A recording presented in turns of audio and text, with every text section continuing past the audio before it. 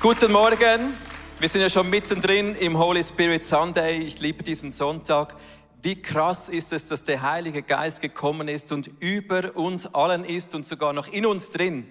Und die Welt ist in keiner Art mehr dieselbe, wie sie vorher war, weil der Heilige Geist so wirkt. Und genau davon gehen wir heute aus. Wir hatten schon eine super Message von der Susanna. Wie können wir üben, mit dem Heiligen Geist unterwegs zu sein? Man kann das üben. Und ich habe heute eine Perspektive mitgebracht für uns hier drin, für online, für alle Microchurches, dass wir vom Heiligen Geist gestaltet werden. Oftmals sind diese Gestaltungsmomente vom Heiligen Geist nicht so romantisch, wie man sich das vorstellt. Sie sind vielleicht genau dann, wenn es etwas unangenehm ist im Leben, genau dann am wirksamsten. Vor ein paar Tagen sind wir mit einer anderen Familie zusammengesessen, Sarah und ich, mit den Eltern. Und wir haben darüber gesprochen, so, wie geht es euch eigentlich so zum Beispiel beim Thema Familienausflüge? Und das wurde richtig lustig, weil es auch genau gleich auch tragisch ist. Wir haben darüber gesprochen, dass es oft so abläuft, man hat eine gute Idee, man begeistert die Kinder, sagt, wir machen heute einen Ausflug. Und bevor man überhaupt im Auto sitzt, eskaliert alles, oder? Das eine Kind, das hat so eine abgelöschene Fresse, dass du am liebsten reinschlagen würdest, weil alles aus ihm heraus oder ihr heraus spricht, was für ein Scheißausflug. Ich bin nicht dabei. Das ist dann die Person, die irgendwann zuletzt noch auftaucht und sowieso nichts dabei hat. Das zweite Kind ist vielleicht genau das Gegenteil, ist nicht mehr zu sehen. Im Moment, wo du abfahren willst, wo ist dieses Kind? Und es hat nichts vorbereitet. Du musst es reinprügeln ins Auto rein. Und wenn dann endlich alle im Auto sitzen, dann merkst du, dass auch die Spannung vorne so bei dem Elternabteil im Auto ziemlich angespannt ist, weil die eine Person findet, wie doof hast du das organisiert, wirklich so mühsam. Ich fühle es überhaupt nicht. Und die andere Person ist richtig hyperactive und findet so, hey, nein, du nervst, oder? Und in dem Moment, wo dann alle 4 Türen zuschlagen, da sucht man manchmal so als Vater oder auch Mutter so den Exit-Knopf. Wo ist hier der Fallschirm oder wo kann ich hier raus? Und bevor man diesen super mega coolen Ausflug startet, ist die Stimmung gleich 0 oder minus 150.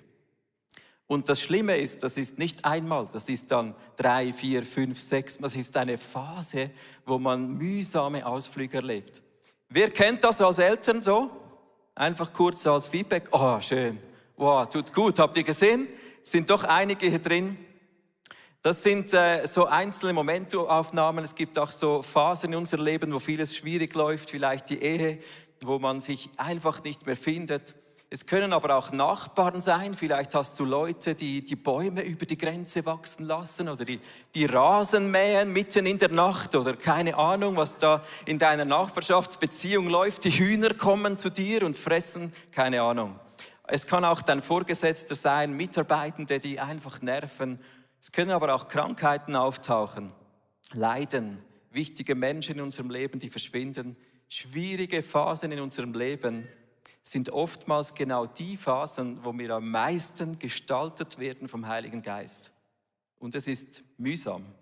Und ich möchte heute eine Perspektive mit uns teilen, wovon ich glaube, dass es eine göttliche Perspektive ist, die Gott hat über unser Leben. Ich möchte dich mitnehmen in einen Vers aus der Offenbarung, ganz am Schluss in der Bibel. Da steht Folgendes: Wer durchhält und den Sieg erringt, auch in den schwierigen Zeiten, wo jetzt die Erziehung vielleicht gerade nur das Kleinste ist, wo Krankheit, Leiden in unserem Leben steht, den werde ich zu einer Säule im Tempel meines Gottes machen. Er wird dort immer bleiben. Und er soll den Namen meines Gottes tragen und wird ein Bürger des neuen Jerusalem sein, der Stadt, die Gott vom Himmel herabkommen lässt. Auch meinen eigenen neuen Namen wird er erhalten. Was für eine coole, was für eine kraftvolle, was für eine krasse Perspektive in unserem Leben, dass wir Säulen im Tempel Gottes sein werden. Und genau die Phasen, wo es mühsam ist, sind die Phasen, wo diese Säulen gestaltet werden. Schau, wie keine Säule irgendwo in einem Steinbruch einfach steht, die man dann abtransportieren kann, genauso wenig gibt es fertige, reife Christen, die irgendwann bei der Taufe zum Wasser aussteigen und alles ist komplett. Du hast noch nie ein fixfertiges Kind aus einer Mutter geboren gesehen, wo alles einfach schon wie bei einem Erwachsenen da ist. Das sind Babys, wie wir anfangen. Und genauso spricht die Bibel auch davon. Es gibt solche Phasen. Eine Säule, die braucht wirklich Bearbeitung, bis sie eine Säule ist. Ein Kind, du und ich, wir brauchen Bearbeitung, bis wir reife Christen und Christinnen sind, die in dieser Herrlichkeit von Jesus widerspiegeln. Ich möchte dir zeigen, im 1. Johannes 2, da spricht Johannes genau darüber, dass es eben verschiedene Wachstumsphasen in unserem Leben gibt. Er adressiert hier nämlich 3 verschiedene Zielgruppen. Dies schreibe ich euch, meine geliebten Kinder, weil ich weiß, dass eure Sünden durch Jesus Christus vergeben sind. Euch Vätern schreibe ich, weil ihr den kennt, der vom Anfang an da war. Ich werde mich aber auch an euch, ihr jungen Leute, denn ihr habt den Teufel besiegt. Also in diesem Vers wird ganz bewusst unterschieden zwischen Kindern, jungen Leuten, Teenagern, jungen Erwachsenen und auch Vätern und Müttern. Wenn du das mal anschaust, so in einer Übersicht, es gibt verschiedene Wachstumsphasen im Leben eines Christen. Du wirst geboren. Die Bibel spricht von unserer Neugeburt, Wiedergeburt. Da gehört dazu, dass wir Glaube haben, dass wir Buße tun, dass wir getauft werden und den Heiligen Geist erhalten. Vielleicht ist heute dein Moment, wo die Wiedergeburt in dir so richtig komplett wird, weil der Heilige Geist Raum kriegt in deinem Leben. Aber das gehört eigentlich zur Geburt eines Christen. Dann kommt diese Kindheitsphase, wo wir die neue Identität in Jesus entdecken. Wir werden zu Teenagern, wo so Anfechtung und der Geist kämpft gegen das Fleisch. Wir lernen zu erkennen, wer wir wirklich sind in Gott. Und dann irgendwann sind wir Väter und Mütter. Aber in jedem Bereich unseres Lebens ist Wachstum und Veränderung und der Heilige Geist wirkt in uns und er gestaltet uns. Das wird niemals enden, bis zu dem Moment, wo wir in der Box liegen oder der Urne. Aber bis dann gestaltet Gott uns durch den Heiligen Geist. Das sind Wachstumsphasen. Und schau oftmals genau dann, wenn wir Schwierigkeiten haben im Leben, wenn wir durch mühsame Momente gehen, wenn wir Krankheit haben, wenn wir leiden, wenn wir Geduld brauchen im Leben, wenn einfach die Dinge nicht vorwärts gehen, genau dann ist das größte Potenzial, dass der Heilige Geist an uns meißelt und uns zu Säulen macht und an uns wirkt. Und genau dazu möchte ich dir eine Perspektive geben. Wenn Gott uns gestaltet zu diesen Säulen, dann sind wir wohl in Erziehungsphasen drin. Hebräer 12 ist so eine Lieblingsstelle für mich geworden. Ich möchte dich jetzt hineinnehmen in diese Bibeltext. Das sind 8 Verse, sorry. Du kannst dich gut zurücklehnen, einfach mal mitlesen, das auf dich wirken lassen. Es geht darum, dass wir einen liebenden Vater haben, der uns erzieht. Bisher habt ihr in dem Kampf gegen die Sünde, den wir alle zu führen haben und in dem auch ihr steht, noch nicht das Leben lassen müssen. Außerdem dürft ihr jenes ermutigende Wort in der Schrift nicht vergessen, das an euch als Gottes Kinder gerichtet ist. Mein Sohn, heißt es dort, lehne dich nicht dagegen auf, wenn der Herr dich mit strenger Hand erzieht. Lass dich nicht entmutigen, wenn er dich zurechtweist. Denn wen der Herr liebt, den erzieht er mit der nötigen Strenge. Jeden, den er als seinen Sohn annimmt, lässt er auch seine strafende Hand spüren. Wenn ihr also Nöte durchmachen müsst, dann seht darin Gottes Absicht, euch zu erziehen. Er macht es mit euch wie ein Vater mit seinen Kindern. Oder gibt es einen Sohn, der von seinem Vater nicht mit strenger Hand erzogen wird? Mit allen seinen Kindern ist Gott auf diese Weise verfahren. Wenn er euch nicht erziehen würde, würde das heißen, dass ihr gar nicht seine rechtmäßigen Kinder seid. Und überlegt euch auch Folgendes. Unsere leiblichen Väter haben uns mit der nötigen Strenge erzogen und wir hatten Respekt vor ihnen. Müssen wir uns da nicht noch viel mehr dem Vater unterordnen, der allen Wesen Geist und Leben gibt? Denn sich ihm unterzuordnen bedeutet wahres Leben. Unsere leiblichen Väter haben uns nur eine verhältnismäßig kurze Zeit erzogen, und zwar so, wie es ihren Vorstellungen entsprach. Gott aber weiß wirklich, was zu unserem Besten dient. Er erzieht uns so, dass wir an seiner Heiligkeit Anteil bekommen. Mit strenger Hand erzogen zu werden, tut weh und scheint zunächst alles andere als ein Grund zur Freude zu sein. Später jedoch trägt eine solche Erziehung bei denen, die sich erziehen lassen, reiche Früchte. Ihr Leben wird von Frieden und Gerechtigkeit erfüllt sein. Ändert sich nicht unsere Perspektive auf schwierige Zeiten, wenn wir diesen Text lesen? Also mir hat es enorm geholfen zu merken, wow, ich habe einen liebenden Vater, der an mir arbeitet, der mich liebt. Und es ist so eine Textstelle geworden, die ich heute mit euch teilen möchte, wenn es darum geht, vom Heiligen Geist gestaltet zu werden. Dann hilft das mega zu wissen, hey, Gott erzieht mich gerade. Ich bin in einer Phase drin, wo Gott mich erzieht. Und wenn er mich erzieht, heißt das ja, er hat seine Augen auf mich gerichtet. Er sieht mich und er arbeitet an mir und er hat eine Perspektive für mich. Vielleicht ist deine schwierige Nachbarin, deine Vorgesetzte, deine Krankheit, dein Leiden heute genauso eine Erziehungsphase von Gott. Und ich glaube, dass wenn wir diese Perspektive uns etwas tiefer sinken lassen, dass wir heute gestärkt hier rausgehen. Dass dieser Holy Spirit Sunday für dich ein Tag sein kannst, wo du wie einen Nagel einschlägst und sagst, wow, Gott liebt mich. Und das ist mein Glaube. Vor meinem inneren Auge heute sehe ich eine Halle voller Säulen von Menschen, die von Gott gestaltet sind und die berufen sind, diesen Tempel Gottes zu tragen, diesen Tempel von Gottes schön zu machen. Und es hat damit zu tun, dass wir sagen, wow, Gott, du darfst mich erziehen. Ja, der erste Gedanke ist, sag ja dazu, dass Gott dich erzieht. Ich meine, als Kind, wenn du klein bist, da kannst du nicht davonrennen und der Erziehung einfach absagen. Das kommt dann vielleicht als Teenager, wo du frühestens so die Ersten hast, die von zu Hause ausbüchsen, oder? Aber du kannst eigentlich deinen Eltern nicht davonrennen. Und oftmals in der Beziehung zu Gott starten wir ja begeistert, oder? Wir hören, hey, ich bin ein Kind Gottes. Und als Kind Gottes bin ich geliebt, ich habe jetzt einen Vater und ich habe eine Familie und es ist alles mega schön, du lässt dich taufen, oder? Ich habe ein Bild von meiner Taufe mitgebracht, das ist 1998 im ICF. Ich war so begeistert, bin auch heute immer noch begeistert. Und der Andi Mosimann, der hat mich getauft, der ist auch immer noch hier im ICF. Ich habe noch eine Familie gekriegt, eine neue Familie, das ICF als Church, meine Family. Und wenn du so an den Moment vielleicht in deinem Leben zurückdenkst und an die Momente jetzt vergleichsweise denkst, wo es schwierig ist in deinem Leben, da ist schnell mal möglich, dass eine Diskrepanz reinkommt.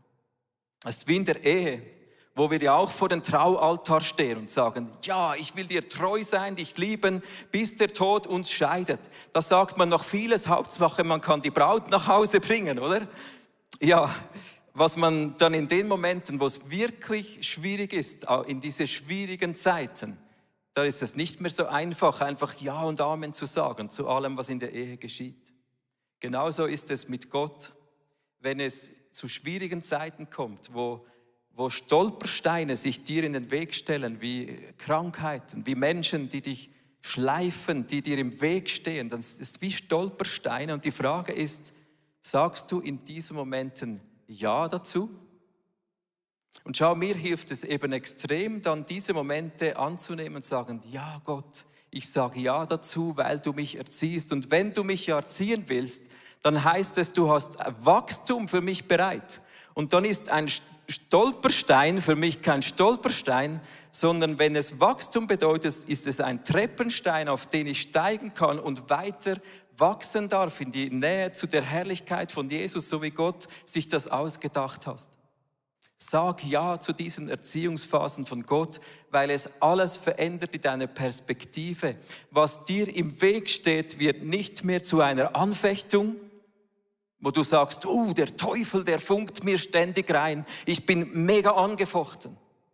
Und schau, das geschieht in unserem Leben, wir werden angefochten. Da gibt es einen Feind, der hat keine Freude daran, wenn wir wachsen, uns vorwärts bewegen, wenn wir Jesus ähnlicher werden. Aber vielleicht sind deine schwierigen Phasen in deinem Leben gar nicht Anfechtungen. Vielleicht braucht Gott diese Umstände, um dich steigen zu lassen, um dich wachsen zu lassen, um dir Möglichkeiten zu geben, ihm noch ähnlicher zu werden, zu Säulen Gottes in seinem Tempel zu werden. Wenn diese Perspektive sinkt in unsere Herzen, dann kann plötzlich eine Wachstumsperspektive kommen, die ein Ja in uns auslöst. Schau, wenn wir Hebräer jetzt so etwas durchgehen, diesen Text, den wir gelesen haben, da steht ja zum ersten Mal im Vers 7 bis 8, wenn ihr also Nöte durchmachen müsst, dann seht darin Gottes Absicht, euch zu erziehen. Also lass uns diese Perspektive annehmen. Weiter unten steht dann im Hebräer 12, oder nein, noch vorher stand das, 12 Vers 5, da steht, mein Sohn, aus den Sprüchen zitiert, lehne dich nicht dagegen auf, wenn der Herr dich mit strenger Hand erzieht. Lass dich nicht entmutigen, wenn er dich zurechtweist. Also lass uns nicht dann davonrennen und davonhasen, uns auflehnen gegen Gott und sagen, Gott, du legst mir Stolpersteine in den Weg, ja, dann bin ich mal weg hier, oder? Und wir vergessen die Taufe, wo wir begeistert Ja gesagt haben und verlassen diesen Gott, der uns in seine Familie hineingeliebt hat, nur weil es gerade schwierig ist. Ich kann mir vorstellen, dass schwierige Geschichten heute hier vertreten sind, vor Ort, aber auch online. Menschen, die wirklich krasse Steine vor sich antreffen. Ich lade dich ein, sag heute Ja dazu, dass Gott dich erziehen darf durch diese Umstände. Vielleicht ist gerade deine Situation eine Situation, die Gott braucht, die Gott nutzt, damit du von ihm gestaltet wirst, damit er diesen Stein nutzt, dass du ihm noch ähnlicher wird, diesem Jesus Christus, und dass seine Herrlichkeit noch mehr durch dich strahlen kann. Ich möchte dir noch ein paar weitere gute Gründe geben, um Gottes Erziehung zu vertrauen. Nicht nur, dass wir uns ihm unterordnen, dass wir einfach Ja sagen, sondern in diesem Hebräer 12, da gibt es so viele ermutigende Gedanken drin. Zum einen, Gott erzieht dich, weil er dich liebt. Es ist nicht ein Zeichen von Gott, einem strengen Gott, der keine Freude hat daran, wenn es uns gut geht. Und lass uns schauen, dass es ihnen nicht zu gut geht, oder? Gott liebt dich. Und wie schön ist es zu wissen, er sieht dich, er hört dein Leben und er hat sein Auge auf dich gerichtet. Und wenn er dich erzieht, ist es ein Ausdruck davon, dass er liebt. Ich möchte es wiederholen, Hebräer 12, Vers 5 oder 6 steht hier. Denn wen der Herr liebt, den erzieht er. Mit der nötigen Strenge jeden, der als seiner Sohn annimmt, lässt er auch seine strafende Hand spüren. Das tönt so krass. Der ganze Kontext von diesem Hebräer 12, da geht es vorher darum, dass die Christen verfolgt wurden, dass sie mit dem Leben bezahlt haben, diesen Jesus nachzufolgen. Wenn also Leute hier sagen, ja, ich sage Ja zu dieser Erziehung, kann es sein, dass es ihr Leben kostet und dennoch haben sie sich unterordnet, diesem Gott. Wenn wir in unseren schwierigen Situationen sind, hier drin die Liebe von Gott zu sehen, ist nicht einfach. Da verstehe ich dich. Aber die Perspektive, dass er sagt, ich sehe dich und ich weiß noch mehr über dein Leben, als du jemals weißt. Und ich liebe dich so sehr, dass ich nicht möchte, dass du in eine Sackgasse gerätst. Das ist der Grund, weshalb er uns oft erzieht. Oder vielleicht sind auch unsere eigenen Erfahrungen mit Erziehung, die uns im Weg stehen. Also wenn ich nur an unsere Familie denke, jetzt an mich selber als Vater, an Sarah und mich als Eltern, der Louis, der sitzt hier zuvorderst, jetzt muss ich aufpassen, was ich sage, unser 12-Jähriger, dann weiß ich, wir versagen auch immer wieder. Es ist nicht so, dass wir so gut erziehen können, dass ständig unsere Liebe durchdrückt. Wir verletzen unsere Kinder, weil wir vielleicht einmal zu stark reinfahren, zu viele Worte gebrauchen oder schlechte Worte aussprechen. Ablehnung kommt beim Kinderherzen an und die Liebe wird zerstört. Das Vertrauensverhältnis geht kaputt. Oder umgekehrt, genauso Gefahren. Wenn Kinder mit ihren Eltern so umspringen, das kann auch so verletzend sein und das Vertrauen zerstören. Das ist bei Gott nicht so. Wir schon, Gott gegenüber. Aber Gott uns gegenüber, er verliert niemals seine göttliche Liebesperspektive über dein Leben. Du kannst dich noch so schlimm verhalten, du kannst Gott die Faust im Hosensack oder sogar zum Himmel strecken. Du kannst ihm den Rücken drehen, du kannst davonlaufen, du kannst Gott sagen, was auch immer du willst. Es wird niemals seine göttliche Perspektive über dich verändern. Er liebt dich. Und weil er dich liebt, möchte er dir helfen, auf den richtigen Weg zu kommen. Genau wie wir Eltern uns Mühe geben, die Kinder zu lieben und aus unserem Besten heraus ihnen Ratschläge geben, genauso ist Gott mit uns. Der zweite Gedanke, nebst dem, dass Gott uns liebt, ist der, Gott weiß, was uns zum Besten dient. Ist noch spannend hier im Hebräer 12, Vers 10, da steht Folgendes: Unsere leiblichen Väter haben uns nur eine verhältnismäßig kurze Zeit erzogen, und zwar so, und das tönt jetzt spannend, wie es ihren Vorstellungen entsprach. Also wir als Eltern hier auf der Erde oder du als Kind, du wurdest von deinen Eltern so erzogen, wie es ihren Vorstellungen entsprach, oder? Gott aber weiß wirklich, was zu unserem Besten dient. Also da gibt es einen riesigen Unterschied in diesem Erziehungsbild zwischen unseren Erlebnissen und dem, was Gott ist. Er ist allwissend, er ist allgegenwärtig, er ist allmächtig, und wenn er uns Kinder nennt und uns erzieht, dann kommt schon noch ziemlich viel Know-how zusammen, oder? Also du kannst vielleicht sagen, wir erziehen antiautoritativ und wir erziehen nach Pestalozzi, nach dem und dem Buch. Du hast nach deinem besten Wissen und Gewissen alles gegeben und deine Eltern vielleicht bei dir, die haben alles probiert und super neue Erziehungsmethoden ausprobiert, aber es ist immer gemäß unseren Vorstellungen. Bei Gott ist es, weil er weiß, was dir zum Besten dient. Ich hatte vor ein paar Jahren oder so die letzten paar Jahre, da habe ich genügend Geschichten miterlebt, so in der Kirchenlandschaft, die schwierig waren. Ich habe die als Leiter begleitet, ich habe Churches aus Krisen heraus angetroffen und versucht, mein Bestes zu geben, damit da wieder Ruhe einkehrt. Und ich bin immer mehr über diese Geschichten wirklich innerlich traurig geworden, weil ich gedacht habe, was ist mit dieser Welt los, wenn Kirche solche Geschichten schreibt, ja, was ist dann in der Welt, oder? Wenn wir als Kirchen schon dermaßen versagen, wie ist dann die Welt noch? Also welche Hoffnung haben wir als Kirchen, wenn dann das unsere Art ist, wie wir leiten, wie wir mit Leiterinnen und Leitern umgehen, wie wir miteinander Church bauen? Und das war für mich eine krasse Verzweiflungsschule zum Teil. Und ich hatte ab und zu so in diesen Geschichten die Aufgabe, eigentlich den Scheiß von anderen aufzuräumen. Man kann es nicht anders sagen.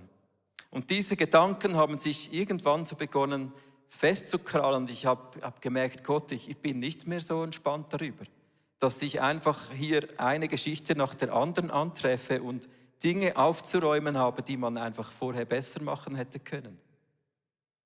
Und ich habe gespürt, dass Gott mich genau in solche Phase reinnimmt, wo es entweder mein Stolperstein wird oder ein Treppenstein in meiner Leiterschaft. Und ich bin auf Apostelgeschichte 20 gestoßen, wo Folgendes drinsteht. Da steht, dass Gott uns als Leiterinnen und Leiter seine Kirche, seine Gemeinde anvertraut hat, wie er seine Herde anvertraut hat. Und das sind Menschen, für die er sein Leben hingegeben hat. Und das hat mir so geholfen, in dieser Phase drin zu merken, was ist wirklich schützenswert, wenn man so eine Kirchenkrise aufräumt. Sind es meine Freundschaftsbeziehungen? Sind es die Menschen in der Kirche? Das geht manchmal, muss man sich entscheiden. Oder ist es der Ruf von ICF? Ist es das, dass wir ja nicht schlecht wegkommen? Und es wurde zu meiner Lektion, zu sagen, Jesus, wofür du dein Leben gegeben hast, sind wir Menschen. Und das ist schützenswert. Und alles andere, der Ruf der Kirche oder meine Freundschaftsbeziehungen, die Leute, das ist das, was du schützen willst. Und es hat mir so geholfen, diese Lektionen zu lernen. Und es war eine Erziehungsphase, die mich wachsen lassen hat in meiner Leiterschaft. Oftmals in unserem Leben ist es ganz, ganz entscheidend, dass wir die Perspektive der Erziehung reinbringen, weil wir dann die Nuggets entdecken, weil wir dann merken, was uns wirklich zum Besten dient. Heute weiß ich, diese Phase war wichtig für mein Leben, für meine Leiterschaft hier in Zürich, im Movement drin, damit ich der Leiter bin, der ich sein muss, an dem Ort, wo Gott mich gesetzt hat. Was ist in deinem Leben schwierig? Vielleicht erzieht dich Gott gerade zu etwas, weil er weiß, es wird dir noch dienen. Und das ist das, was dir zum Besten dient in deinem Leben. Gott erzieht nicht so nach Gutdünken, nach bestem Wissen und Gewissen. Gott erzieht, weil er das Beste für dich will. Ein nächster Gedanke: Gott erzieht dich so oder so und es wird noch lange dauern. Das ist bei uns Menschen schnell vorbei, aber wir sind auch nicht so schnell. Es gibt auch diese Tiere, die sind noch schneller. Zum Beispiel die Wale, die einen Wale, die wachsen. Der Blauwal, der wird 66 Kilogramm schwerer pro Tag. Also so schnell wachsen wir jetzt doch auch wieder nicht, oder? Aber bei uns wird es nie zu Ende sein, ob du ein Babychrist bist oder ob du bereits väterlich, mütterlich im Geist unterwegs bist. Gott formt immer noch an dir. Und es wird noch lange dauern. Was ist das Ziel der Menschen mit der Erziehung? Schau, wir sagen, wir möchten, ich habe dir eine Statistik mitgebracht. Die Deutschen haben folgende Ziele, es ist sie eingebrandet in ihrer Erziehung. Welche Ziele verfolgen die Deutschen? Das ist zum Beispiel, dass ihre Kinder Respekt haben, dass sie ehrlich sind, dass sie verlässlich sind, hilfsbereit und höflich. Mit anderen Worten, dass Menschen zu Säulen der Gesellschaft werden. Genau so ist es bei Gott. Sein Ziel mit unserer Erziehung ist, dass wir zu Säulen in seinem Tempel werden. Er möchte uns in sein Bild verwandeln. Und wenn du diese deutschen Erziehungsziele liest, dann geht es dir vielleicht wie mir, da ist mir sofort die Frucht des Heiligen Geistes in den Sinn gekommen. Die Frucht hingegen, die der Geist Gottes hervorbringt, besteht in Liebe, Freude, Frieden, Geduld, Freundlichkeit, Güte, Treue, Sanftmut und Selbstbeherrschung. Das ist das, was Gott tut in unseren Erziehungsphasen. Er gestaltet uns, dass der Heilige Geist noch mehr Frucht bringt und dann werden wir zu Säulen dieses Gottes im Tempel Gottes. Vor ein paar Monaten, da wurde diese Erziehungsgeschichte in meinem Leben extrem aktuell. Ich habe schon länger Mühe mit meinen Knien. Ihr habt mein Taufbild gesehen, da war ich noch fit, so als Sportler, oder?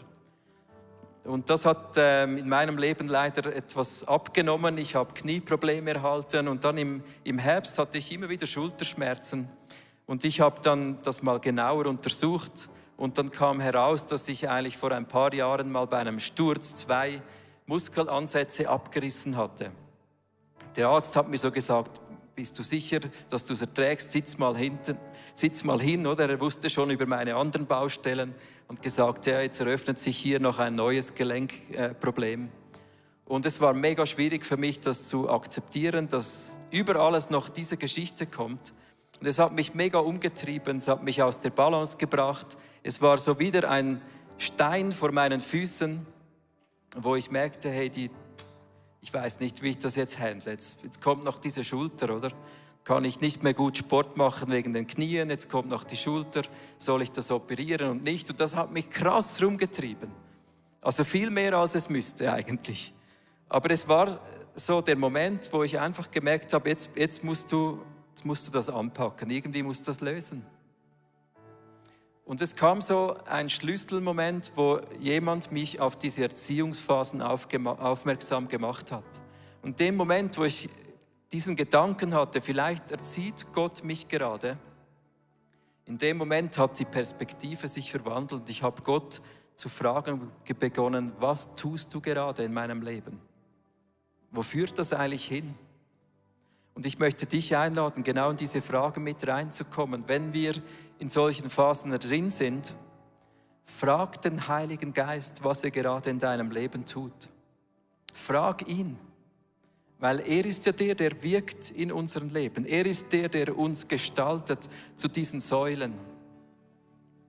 Ich habe dann gemerkt, jetzt auf meine Frage mit dem Heiligen Geist, dass in dieser Apostelgeschichte 20, wo ich ein paar Monate vorher gemerkt habe, ich soll die Herde lieben, wie Jesus sie geliebt hat, ein Satz vorher steht: achtet auf euch selbst und achtet auf die Herde.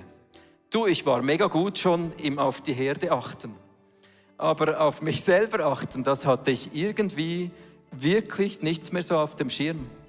Und diese Geschichte mit meiner Schulter, ihr seht da ein Bild eingeblendet, vor knapp 4 Wochen habe ich mich dann endlich durchgerungen, sie zu operieren.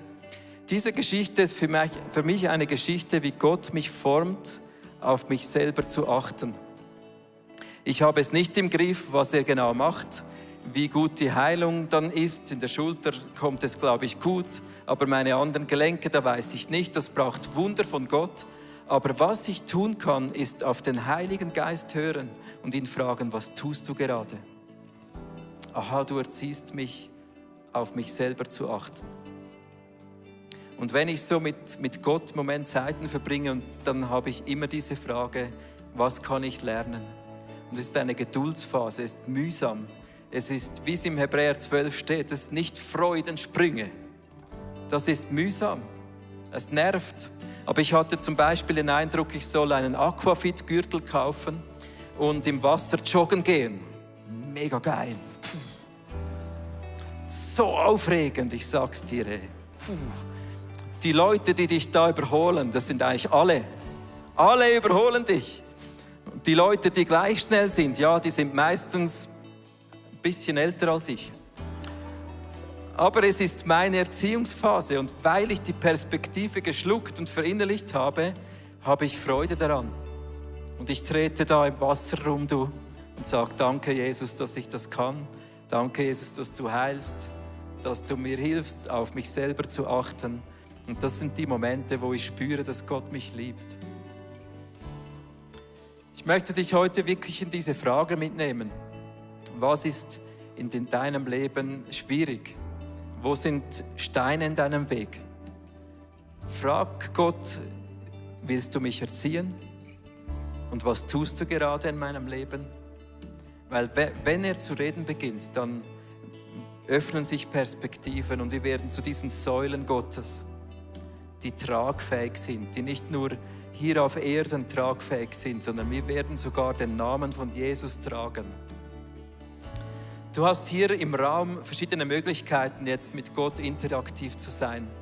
Auf deiner linken Seite stellt sich jetzt gerade das Gebetsteam auf. Du kannst dort vorbeikommen, sagen: hey, ich habe die und die Situation und ich brauche diese Perspektive Gottes in meinem Leben.